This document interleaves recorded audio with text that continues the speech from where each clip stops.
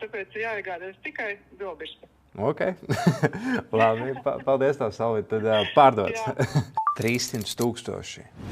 Divistabu dzīvoklis Rīgas centrā, taču jūs ieraudzīsiet tādu dzīvokļu bildes, un jūs sapratīsiet. Tad piesnīsim arī Solvitai, kuru viņu šobrīd pārdod, un sapratīsim, kāpēc mums viņš būtu jāpērk. Čau, Solvita! Čau, Viktor! Es tev zanu par tavu 300 000 eiro dzīvokli Rīgas centrā. Iedomājies, es esmu pircējs, un ko tu man teikt, lai pārliecinātu mani pirkt? Jā, tad faktiski nekas nav jāpārliecina. Renovēta māja, renovēta dzīvoklis, paņem savu Bilbirstīti, nāc un dzīvo, skatu uz Brīvības ielu, forši apkārtne, forši kaimiņi, brīnišķīgi. Dzīvoklis gaida tevi.